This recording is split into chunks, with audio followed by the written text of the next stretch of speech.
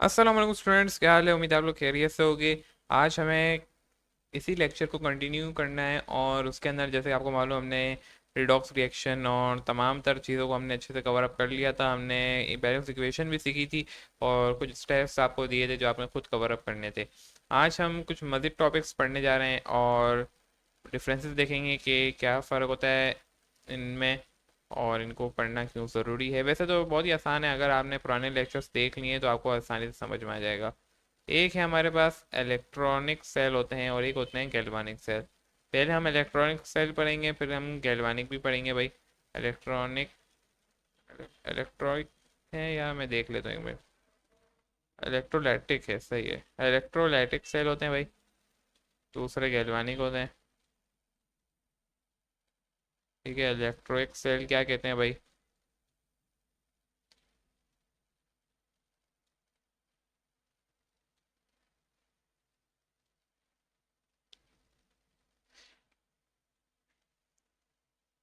कि एक ऐसे सेल होते हैं भाई कि जिसके अंदर ये देखें, मूवमेंट हो रही होती है।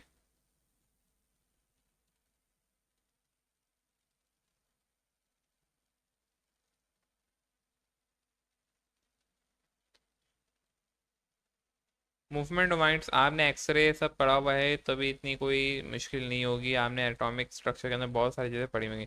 फ्रॉम मूवमेंट ऑफ आइंस हो रही होती है। आइंस के अंदर क्या क्या आ जाता है भाई? पहले तो आपको ये भी मालूम होना चाहिए, मूवमेंट ऑफ आइन। ठीक है, यानी हम अगर आइंस की बात करें तो उसमें एक होगा एनाइन,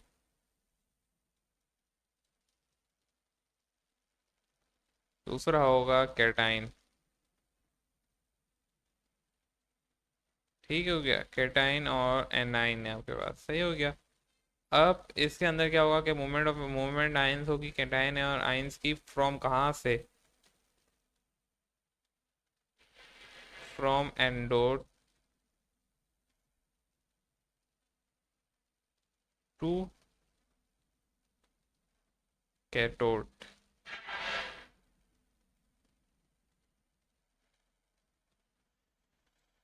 इन सेम कंपार्टमेंट। अब सेम कंपार्टमेंट के नुकसानात हैं भाई, क्या फ़ायदे हैं क्या नुकसानात हैं, हमें ये भी देखना मालूम होना चाहिए। सेम कंपार्टमेंट अगर मैं लिख रहा हूँ, सेम कंटेनर लिख दें या कंपार्टमेंट लिख दें, मैं यहाँ पे कंटेनर लिख देता हूँ भाई।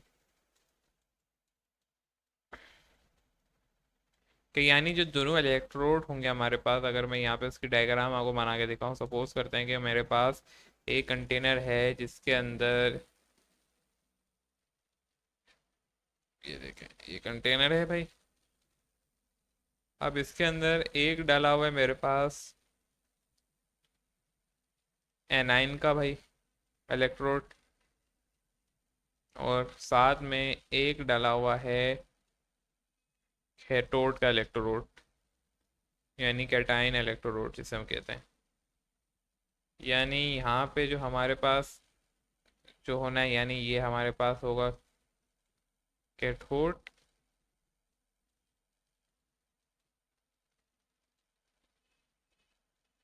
यानी ये इलेक्ट्रॉन जो एक्सेप्ट करेगा, वो जब एक्सेप्ट कर लेगा तो क्या बन जाएगा? कैटाइन बन जाएगा।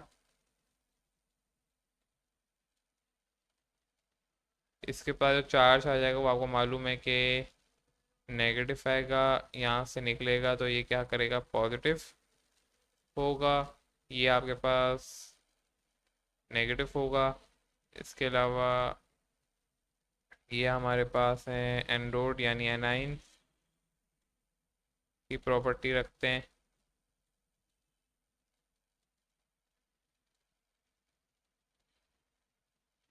और ये इलेक्ट्रॉन निकलेगा कैसे भाई?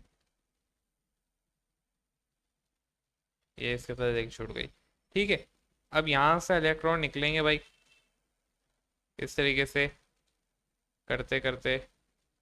ये नेगेटिव है, मतलब यहाँ पे आपके फुलफिल हुए में, यहाँ से निकलेंगे भाई और इस तरीके से यहाँ पे जाके लगते जाएंगे और यहाँ पे फिलअप होता जाएगा। तो सपोज करें कि आपके पास ये जो है ये था हमारे पास ऑलमोस्ट होगा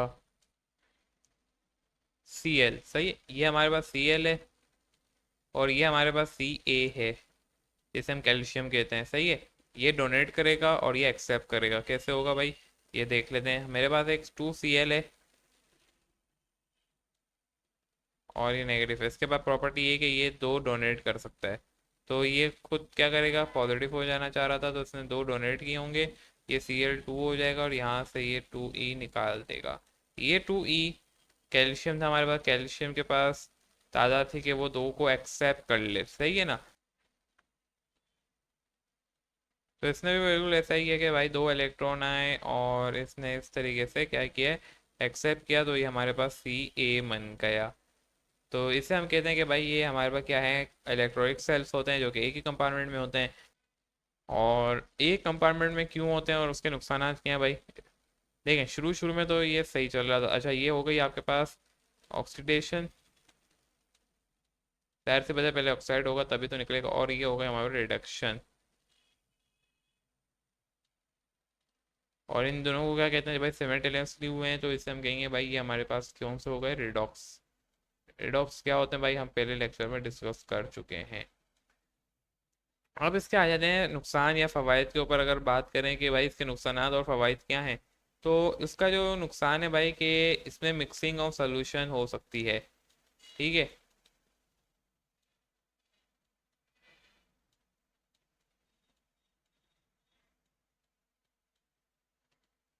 इसका नुकसान यही है, वरना काम बिल्कुल वैसे ही करेगा जैसे ना नॉर्मल वे में ही कर रहा है। लेकिन यहाँ पे मसला ये है कि ये मिक्सिंग हो जाएगी और एक वक्त भी आ सकता है कि इसके अंदर मिक्सिंग होने की वजह से दूसरा नुकसान ये है कि ये काम करना छोड़ देगा, कि स्टॉप वर्किंग, ये अपना स्टॉप कर देगा वर्किंग। यानी अगर आपको मालूम होगा कि आपके घर में रिमोट सेल्स होते हैं या पेंसिल सेल जिसे हम कहते हैं, जो घड़ियों में रिमोट में चल रहे होते हैं, तो एक वक्त में क्या करते हैं, आते हैं और काम को अपना करना छोड़ देते हैं। ये क्यों करते हैं, क्योंकि उसके अंदर मिक्सिंग ऑफ सोल्यूशन हो जाती है। जब वो मिक्सिंग ऑफ सोल्यूशन हो जाती है तो क्या होता है कि यहाँ पे जो है एक तरीके का जंग बन जाता है और इलेक्ट्रॉन भी एक वक्त में ख़त्म हो जाते हैं। और यहाँ पे अगर इलेक्ट्रॉन मौजूद होते भी हैं तो वो नहीं निकल पाते, क्योंकि यहाँ पे कोटिंग हो जाती है सोल्यूशन की वजह से, जंग एक तरीके का लग जाता है, तो हम कोरिजन कहते हैं। कोरिजन अभी हम आगे पढ़ेंगे। लेकिन इसका बेहतरीन हल आगे साइंस से निकाला जब बोला एक और सेल निकालते हैं हम, जिसे हम गैल्वानिक के नाम से जानते हैं आज, जो कि आपके यूपीएस की बैटरी हो गई, या बाइक्स के अंदर जो डलती हैं बैटरी या कार के अंदर होती हैं, वो गैल्वानिक बैटरी होती है। सही है, आपने उसको देखा होगा कि पानी रिफिल कर देते हैं या कोई ऐसा लिक्विड डाल देते हैं जिससे क्या होती है, वो वापसी रिचार्ज हो जाती है, वो ज़ाया नहीं होती। लेकिन अगर आप पेंसिल सेल को देखें, एक बार वो ज़ाया हो गई बैटरी तो ख़त्म हो जाती है, वो वापसी क्या होती है, कवर अप नहीं हो सकती, आपने उसको ज़ाया कर दिया, ठीक है। लेकिन वैसे ही गैल्वानिक होते हैं, कंटिन्यू गैल्वानिक सेल्स होते हैं कि वो रिकवर हो जाती है गैल्वानिक वाले, सही है, वो ज़ाया नहीं होते। जैसे आपके पेंसिल सेल्स ज़ाया हो जाएंगे तो वो इलेक्ट्रॉनिक में आएंगे, लेकिन गैल्वानिक सेल्स कभी ज़ाया नहीं होते, आप उसके अंदर रिफिल कर सकते हैं, ये सलाहियत है। आगे हम पढ़ेंगे प्राइमरी सेल सेकेंडरी सेल, उनको भी हमें देखना है अच्छे से, लेकिन यहाँ पे बताने का मकसद ये है। अब ये क्या कहती है भाई, गैल्वानिक सेल कहती है वेरी सिंपल वे में कि बिल्कुल सेम डेफिनेशन है भाई, मूवमेंट आइंस है, मैं यहाँ पे लिख देता हूँ मूवमेंट ऑफ आइंस तो और है, सेम लिखूंगा जैसे वहाँ पे हो रहे, मूवमेंट ऑफ आइंस सेम है भाई।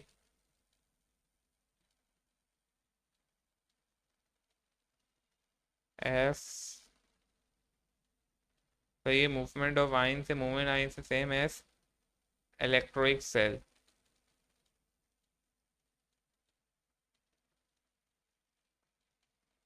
ठीक, सेल्स की तरह।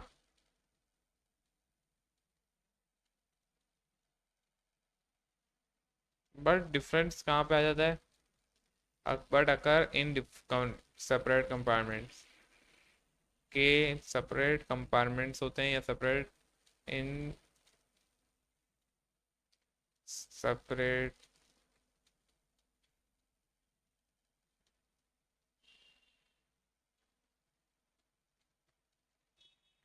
कंटेनर्स।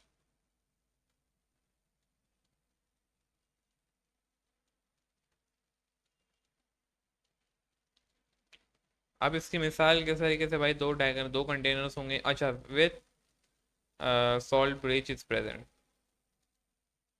फिर यहाँ पे लिख देता हूँ भाई साथ में सॉल्ट। अब ये सॉल्ट ब्रिज क्या है इस अभी हम देखते हैं।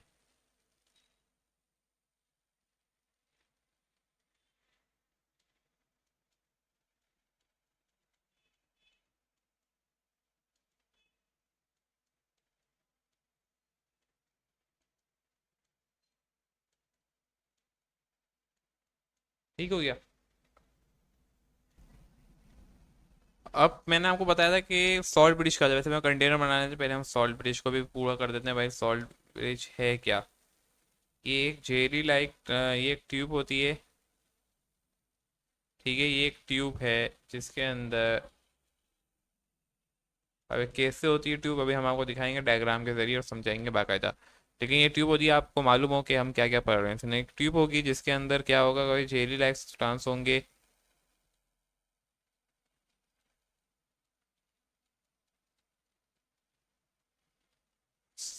सब्सटेंस होंगे।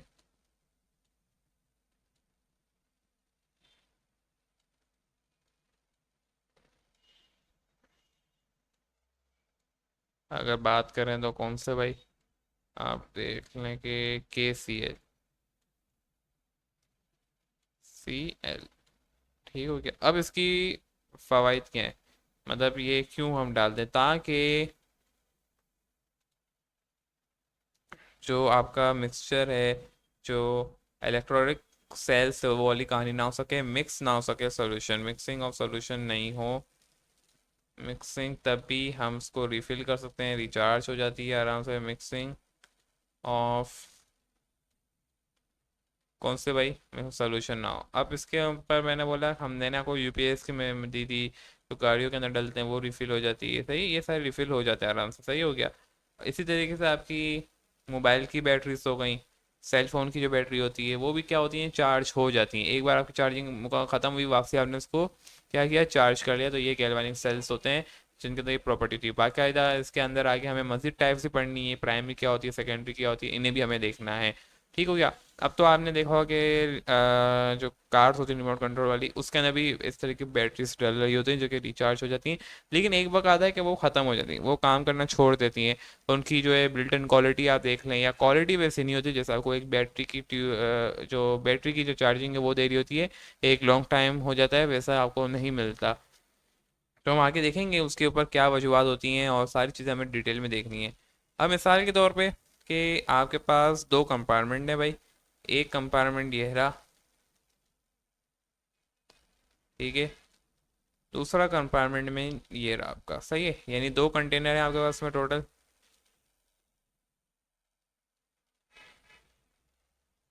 ठीक हो गया। अच्छा, और यहाँ से इस कंटेनर के लिए एक मैंने बोला एक ट्यूब है जिसे हमने जेली ट्यूब कहा था। ये आपकी सॉल्ट ब्रिज है, यानी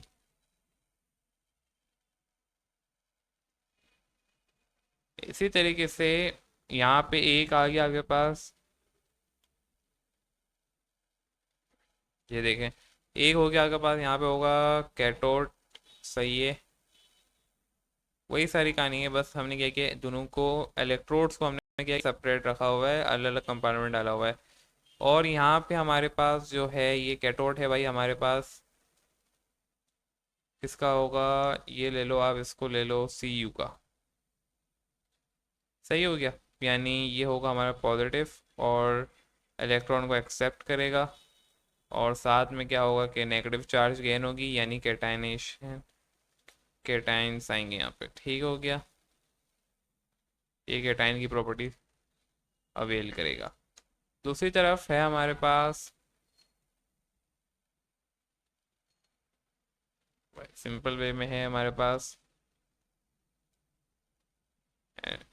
सिन का, यानी ये हमारे पास है एंडोट, और पॉजिटिव आएगा भाई, यानी एनाइन आएगा।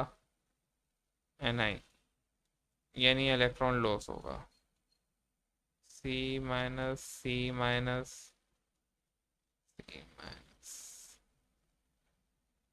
ठीक है। यहाँ पे एक सोल्यूशन भी होगा, सही है, अलग अलग सोल्यूशन होंगे। जिन यहाँ पे हम डालेंगे जिन Cl2 के अंदर ही डिप होगा। और यहाँ पे ये हमारे पास CuSO4 के अंदर डिप हुआ हुआ होगा। यहाँ पे हमारे पास ये एक्सेप्ट होते जाएंगे।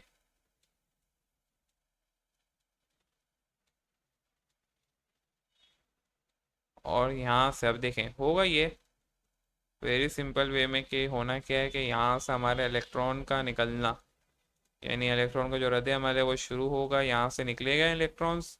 ठीक है। और इसी तरीके से ये यहाँ पे आके क्या होंगे भाई, एक्सेप्ट होते जाएंगे और ये हमारी प्रॉपर कहानी चलेगी। यहाँ से निकलेंगे वहाँ पे जाके लगते जाएंगे। और ये सॉल्ट ब्रिज इस सोल्यूशन को ऐसे ही रहने देगा, इसको न्यूट्रलाइज रखेगा। ये ना हो कि ये आप इसमें एनोड और कैथोड रिएक्ट भी ना हो। सबसे पहली वजह ये है कि ये आपस में रिएक्ट ना कर जाए एनोड और कैथोड, और साथ में जो है सोल्यूशन मिक्सिंग भी ना हो ताकि ये रिफिल हो जाए, यहाँ पे जंग वंग ना खाए, जो कोरिजन्स होती हैं वो ना हो यहाँ पे। अब ये होगा कैसे भाई, जैसे हमने वहाँ पे इसकी पिछली वाली के अंदर एक इक्वेशन लिखी थी, यहाँ पे भी एक इक्वेशन लिखेंगे वही सिंपल वे में। यहाँ पे होगा ये कि हमारे पास एक सीन था, ठीक है। और साथ में अगर मैं एक बार आपकी बुक भी खोल ही लूँ, ठीक है, ओके हो गया। अब हमने यहाँ पे देखा सीन था आपका, सीन ने क्या किया, इलेक्ट्रॉन ऑक्सीडेशन की, यानी सीन था हमारे पास, सीन +2 आया और यहाँ पे हमारे पास 2e इलेक्ट्रॉन निकल गए। सही है, इलेक्ट्रॉन लॉस किया इसने।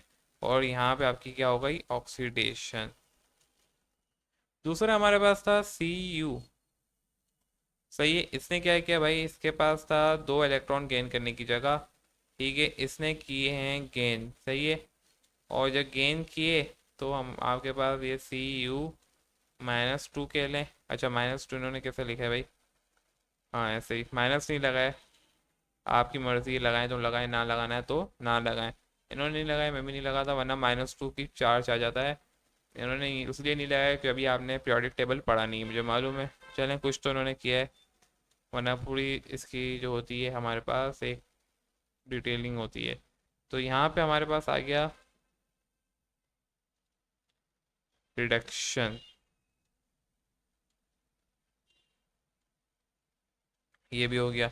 अगली बात कि जब ये पूरा ओवरऑल हो गया, अब इसके बाद तो ये हमारे पास पूरी टोटल एक हो गई नेट सेल रिएक्शन। आपके बुक ने लिखा हुआ है वेरी सिंपल वे में कि होना क्या था कि यहाँ पे सीन था हमारे पास, सही है, और प्लस होना था Cu, तो सीन ने 2 इलेक्ट्रॉन दे दिए, सही है। और नेट के अंदर इन्होंने क्या लिखा है कि सीन आपका ये बन गया सीन +2। और ये तो आपने बैलेंसिंग इक्वेशन के अंदर भी सीख लिया था, कोई इतनी लंबी चौड़ी कहानी तो थी नहीं, ठीक है। तो ये सी गलत बन गया हमारा,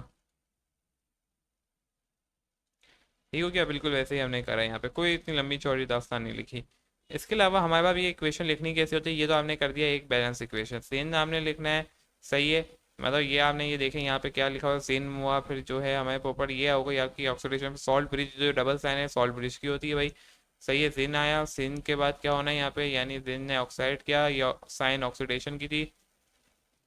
अभी मैं साइनों का भी लिख देता हूँ साथ में कि ये हमारे पास जो थी ऑक्सीडेशन की थी साइन, ठीक है क्या। फिर डबल आया, यानी ये हमारे पास जो डबल है हमारे पास, ये हमारे पास सॉल्ट ब्रिज की है भाई, S.P लिख रहा हूँ। और फिर इसके बाद Cu है, Cu के बाद जो है हमारे पास Cu2 है, ठीक हो गया, वेरी सिंपल वे में ऐसे ही लिखा हुआ है भाई। अच्छा, पहले Cu+2 है, फिर ये, ओके ओके, यही मुझे लग रहा था। +2 आया और इस तरीके से हमारे पास ये Cu हो गया।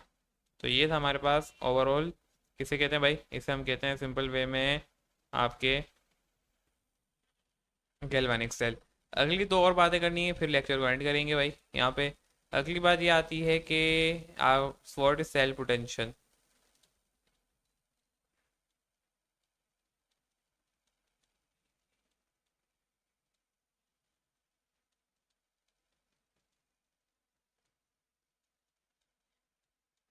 तो सेल पोटेंशियल एक फोर्स का नाम है, ये हमारे को एक पोटेंशियल बताती है भाई, किस चीज़ की पोटेंशियल भाई, हमें पोटेंशियल मालूम हो जाती है, सही है इससे। बल्कि मैं इसको पोटेंशियल मालूम कर सकते हैं हम इससे। पोटेंशियल है, पोटेंशियल का मुराद है कि भाई आपका फोर्स। और अगर मज़ीद हम इसे देखें, एबिलिटी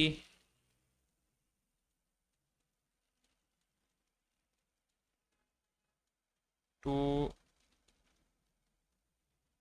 डू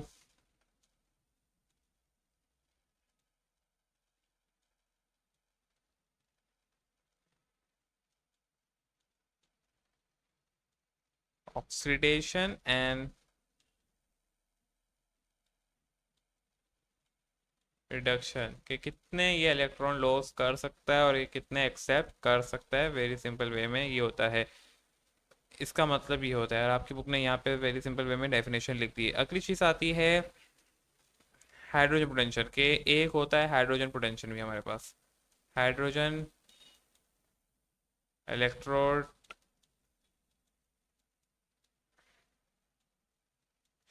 पोटेंशियल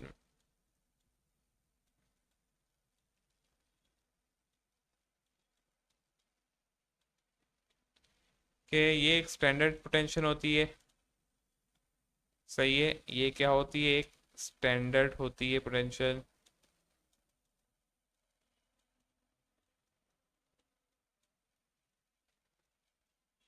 पोटेंशियल होती है, सही है। और स्टैंडर्ड पोटेंशियल होती है जिसकी जो एबिलिटी या फोर्स कह लें, एबिलिटी या फिर आप वोल्टेज कह लें,